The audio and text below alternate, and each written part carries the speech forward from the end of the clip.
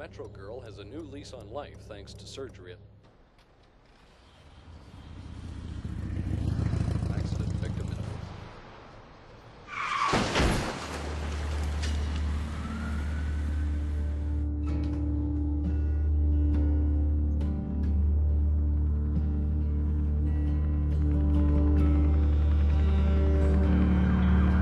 When the pickup broke down on I-40 eastbound near Donaldson Pike, the driver of this motorcycle apparently didn't see it and ended up slamming into the back of the truck. I didn't even see the truck until they hit it. I don't know if, what the situation was. I know he had his hazard lights on, but I never saw the truck until they hit it. And then, once they hit it, I immediately got over and noticed that it was a stalled vehicle. Everybody has a passion, and everybody has something in this world that takes them away from the everyday life and makes them realize the meaning of life. Motorcycles is it for me.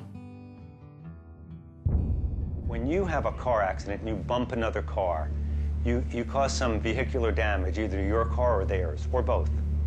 When you hit someone on a motorcycle, you convert a motorcycle rider into a moving projectile, much like a bullet, often like a speeding bullet.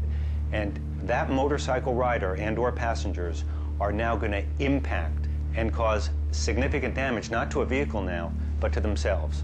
When you talk to victims of a motorcycle accident, they tell you they were driving, everything was going fine, and then in a split second, everything changed. There usually is an event that absolutely was not anticipated. Someone swerving, something in the road, somebody stopping short, another vehicle not seeing them. The day of the accident, we got up as normal, went to work, worked all day, got off at about 5:36, got on the bike, went to South Street down in Nashville. It was on I-40 in the construction with concrete walls, no safety lanes. Came over a hill with a tractor trailer in the right-hand lane. A pickup truck was sitting in the left-hand lane, abandoned, broke down, and pretty much tried to go between them, and until we came out of the drug-induced coma, that's pretty much all I remember.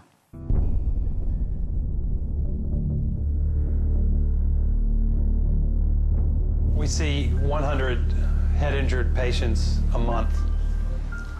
That's 1,200 head-injured patients a year, and of those, about 1/3 are caused by motorcycles. That's 400 to 500 patients a year that are head-injured and devastated in a comatose state, unable to think straight, lose their jobs, unable to go back to school, unable to perform at a level that they performed at prior to having their accident. And that's just the head-injured patients.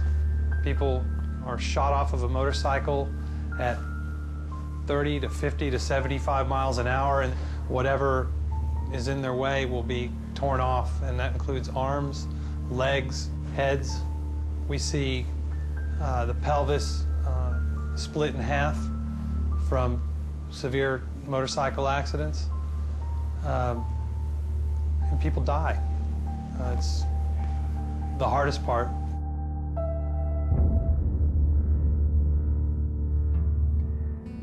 I looked down the first day and I saw my left foot was gone.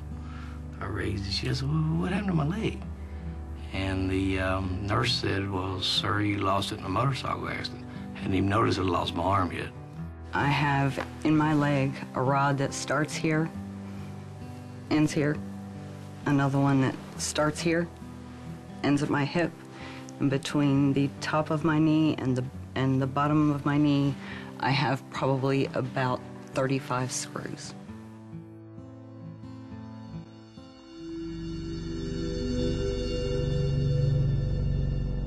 We had the green light, so we were doing 55, and there was a black SUV stopped at the light, waiting to make a left-hand turn. Yes, she stated it to the cop. She said, I seen him coming, but I just got tired of waiting. So she pulled out in front of us. I went 14 feet in the air.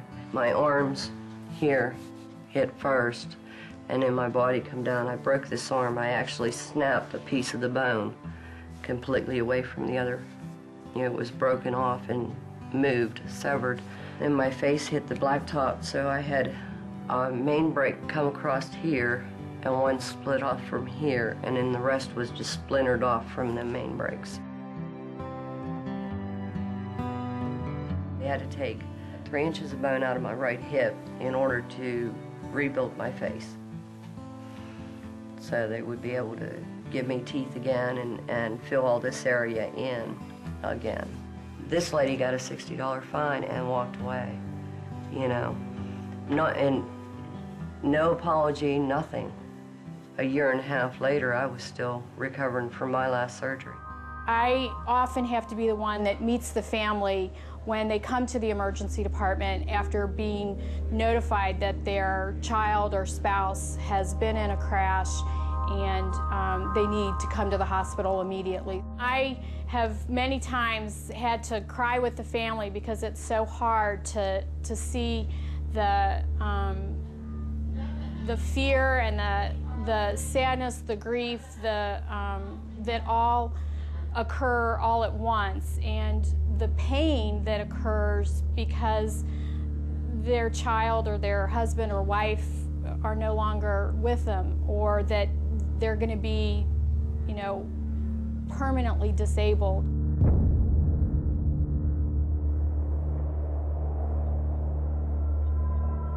We just want to go on a Sunday ride, you know, country cruising. That's kind of what you do. We topped the hill there and come on down here, and then there was a truck in front of them. The closer we got up on it, I noticed that they were at a complete stop. I remember locking my brakes up and went into a skid.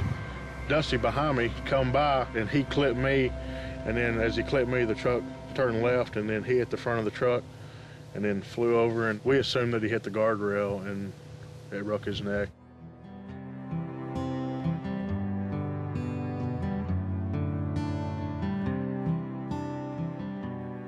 I cry probably at least once a week with my wife at home about some of the injuries and some of the patients that we've had to deal with.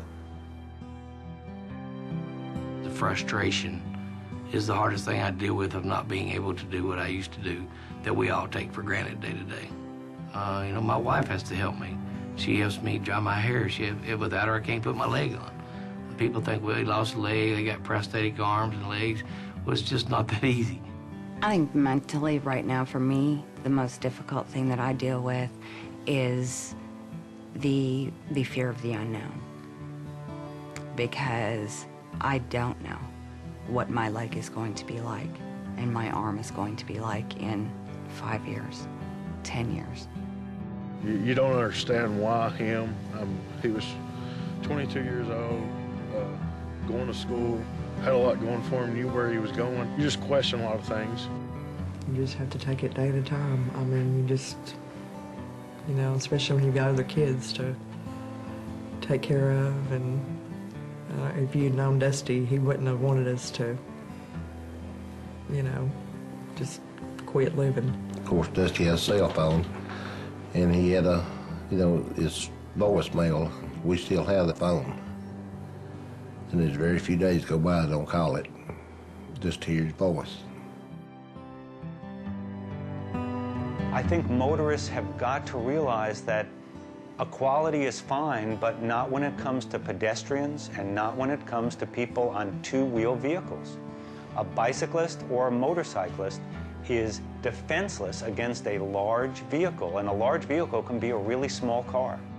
I know that a large part of it is that people are not educated to look for us. You can't look for just the front end of a car or two headlights. You need to look for one headlight. And that's what you got to keep in your mind all the time. You can't tell who's on that bike. You don't know anything about them. I'm a mother, I'm a grandmother, I have a life. I'm important to a lot of people around me. For you folks and future riders that are watching this, I hope, you never know the unknown, what can happen and how fast it can change your life. We were at the wrong place at the wrong time, and it can happen to you.